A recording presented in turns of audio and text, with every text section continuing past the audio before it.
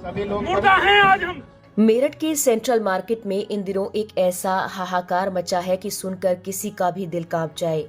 सालों से अपने परिवार और मेहनत की कमाई से लोग यहां अपनी दुकानें चला रहे थे, स्कूल और अस्पताल चला रहे थे और आज अचानक उन्हें बेरोजगारी का सामना करना पड़ रहा है। सुप्रीम कोर्ट के आदेश के बाद उनकी मेहनत और सपनों की दुकानें ताले की जंजीरों में जकड़ दी गईं। इस कार्रवाई के विरोध में व्यापारियों ने 9 अप्रैल 2026 को मेरठ बंद का ऐलान कर दिया। लेकिन इस पूरे घटनाक्रम की एक कहानी सालों पुरानी है और इसकी शुरुआत एक छोटे से विवाद से हुई थी। साल 2012 में आरटीआई एक्टिविस्ट लोकेश खुराना की शिकायत पर आवास विकास विभाग की टीम भूखंड संख्या 661/6 पर अवैध निर्माण रोकने के लिए पहुंची थी। इस दौरान एक व्यापारी ने अधिकारी को थप्पड़ मार दिया। ये छोटा सा हादसा धीरे धीरे एक बड़े अभियान का रूप ले गया। खुराना ने पूरे सेंट्रल मार्केट के दस्तावेजों की जांच शुरू की और पाया कि बाजार में बड़े पैमाने पर अवैध निर्माण हो रहा था और व्यवसाय चल रहा था। उन्होंने हाईकोर्ट में जनहित याचिका दाखिल की और धीरे धीरे अवैध निर्माणों की लंबी सूची सामने आई। यहां तक कि व्यापारी आपस में एक दूसरे के खिलाफ शिकायतें करने लगे। लोकेश खुराना का मकसद भ्रष्टाचार को उजागर करना था, लेकिन इसके बीच में व्यापारी और अधिकारी दोनों ही फंस गए। आज हालात ये है कि वर्षों से चल रहा व्यवसाय पूरी तरह से ठप हो गया है। लोग मजबूरी में अपनी दुकानों को खुद ही गिराने पर मजबूर हैं। व्यापारी सवाल उठाते हैं, जब मार्केट सालों से चल रहा था तो अधिकारियों ने इसे क्यों बढ़ावा दिया और अब अचानक इसे अवैध कहकर हजारों लोगों की आजीविका छीनी जा रही है। जीतू नागपाल जैसे व्यापारी कहते हैं कि आवास विकास परिषद ने आश्वासन दिया था कि अगर व्यापारी पैसा जमा कराएं तो व्यवसाय वैध कर दिया जाएगा। व्यापारियों ने लगभग 75 करोड़ जमा किए, लेकिन कोर्ट में गलत तथ्य पेश किए गए और आज यही सीलिंग की कार्रवाई बनकर सामने है।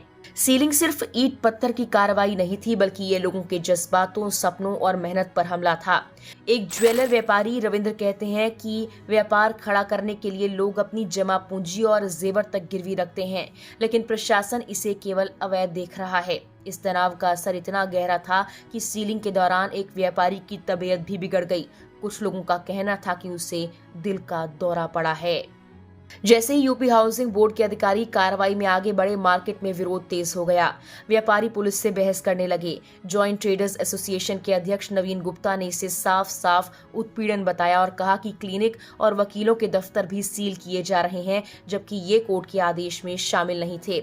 इस कार्रवाई से बच्चों के माता पिता भी चिंतित हो गए। अमित गुप्ता जैसे माता पिता ये कहते हैं, हमने पहले ही नए सत्र की फीस जमा कर दी है और स्कूलों ने एडमिशन बंद कर दिए। अब हमें क्या करना चाहिए? अस्पतालों में भर्ती मरीजों की सुरक्षा भी खतरे में पड़ गई। सुप्रीम कोर्ट ने दरअसल 7 अप्रैल 2026 को मेरठ में 44 संपत्तियों को तुरंत सील करने का आदेश दिया था। कोर्ट ने ये पाया कि रेजिडेंशियल प्लॉट्स को बिना परमिशन कमर्शियल एस्टेब्लिशमेंट्स, स्कूल, अस्पताल में तब्दील किया गया, जिनमें कई के पास सैंक्शनड प्लान्स या बेसिक फायर सेफ्टी मेजर्स तक नहीं थे। कोर्ट ने इस मामले की सुनवाई में अवैध बदलाव की शिकायत पर ध्यान दिया। जस्टिस जेबी पारदीवाला और जस्टिस केवी विश्वनाथन की बेंच ने पूर्व मेरठ डिविजनल कमिश्नर ऋषिकेश भास्कर यशोद के व्यवहार पर गंभीर आपत्ति जाहिर की। कोर्ट ने सवाल उठाया कि कमिश्नर ने किस अधिकार के तहत पहले दिए गए आदेशों को नजरअंदाज किया और कुछ कमर्शियल एस्टेब्लिशमेंट को अभी नहीं तोड़े जाने का आदेश क्यों दिया। 27 अक्टूबर 2025 को कमिश्नर ने आदेश दिया था कि सेंट्रल मार्केट में और दुकानों की तोड़फोड़ नहीं होगी, क्योंकि उन्हें मास्टर प्लान में मार्केट स्ट्रीट का दर्जा दिया जाएगा। यूपी आवास एवं विकास परिषद के चेयरपर्सन श्रीपी गुरुप्रसाद ने कोर्ट को बताया कि इसी आदेश की वजह से तोड़फोड़ नहीं की जा सकती। 2 अप्रैल को कोर्ट ने कहा, हम बहुत परेशान हैं कि मेरठ डिवीजन के कमिश्नर ने 27/10/2025 के आदेश से क्या किया। इसीलिए तब के कमिश्नर को 6 अप्रैल को कोर्ट में पेश होने का निर्देश दिया गया। 6 अप्रैल को जस्टिस पारदीवाला की बेंच ने यशोद को फटकार लगाई। यशोद ने कहा, उन्होंने तोड़फोड़ रोकने का आदेश इसीलिए दिया क्योंकि जनता में हंगामा था। जस्टिस पारदीवाला ने पूछा कि आप हंगामे के आगे झुकेंगे या कानून के अनुसार काम करेंगे? आप एक सरकारी कर्मचारी हैं, आपसे उम्मीद है कि आप कानून का पालन करें। पूरी लोकतंत्र व्यवस्था कानून पर आधारित है, आप दबाव में क्यों आए? कोर्ट ने पूछा, आदेश किसके कहने पर दिया गया। अधिकारी ने बताया कि उन्होंने सार्वजनिक प्रतिनिधियों की सलाह ली थी। जस्टिस पारदीवाला ने कहा कि यूपी आवास एवं विकास परिषद ने यह कहा कि मेरठ कमिश्नर के आदेश की वजह से तोड़फोड़ नहीं की जा सकती। कोर्ट ने पूछा, आपने क्यों कहा कि उन्हें अभी नहीं तोड़ा जाएगा? ये कोर्ट का आदेश था, आपने इसे क्यों नजरअंदाज किया? किसने ऐसा आदेश देने की परमिशन दी? आदेश में कोर्ट ने मेरठ कमिश्नर के व्यवहार पर अपनी गहरी नाराजगी जाहिर की। इसे कोर्ट के आदेशों की पूरी तरह अवहेलना कहा। कोर्ट ने कहा, यह बेहद निंदनीय है, हम इसे मंजूर नहीं करते। पूर्व कमिश्नर का ये रवैया कोर्ट के आदेश की अवहेलना के सिवाय कुछ नहीं है। बेंच ने यह भी कहा कि सभी प्लॉट मूल रूप से रेजिडेंशियल मकसद के लिए आवंटित किए गए थे। कुछ पर मकान बने, समय के साथ साथ कमर्शियल उपयोग के लिए अतिरिक्त निर्माण किए गए। इसमें कोई योजना मंजूर नहीं हुई, कोई परमिशन नहीं ली गई और किसी ने इन अवैध निर्माणों की तरफ ध्यान तक नहीं दिया। कोर्ट खास तौर पर इस बात से चिंतित थी कि इन 44 अवैध निर्माणों में से 5 से 6 स्कूल और अस्पताल भी चल रहे हैं।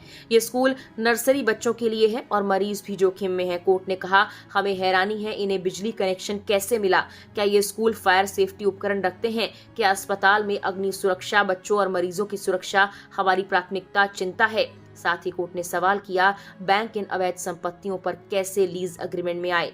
क्या बैंक ने जांच की कि ये बिल्डिंग कानूनी है? क्या किसी कंप्लीशन सर्टिफिकेट की जांच हुई? कोर्ट की इन टिप्पणियों के बाद ये सवाल भी उठ रहा है कि आखिर इतने सालों तक अधिकारियों ने कैसे इन रेजिडेंशियल प्लॉट्स पर चल रहे कमर्शियल एस्टेब्लिशमेंट्स की अनदेखी की? कैसे वहां पर दुकानें बनाई और बेची गई? कैसे वहां पर व्यापार चलता रहा? लोगों को बिजली कनेक्शन दिए गए, लोगों से टैक्स वसूला जा रहा था और आखिरकार अब उनकी दुकानें उनसे छीन ली जाएंगी। लेकिन क्या सिर्फ इसमें आम जनता की गलती है या फिर सिस्टम की लापरवाही और भ्रष्ट अधिकारियों के चलते कई लोग अब बेरोजगार हो गए हैं? फिलहाल के लिए इस वीडियो में इतना ही।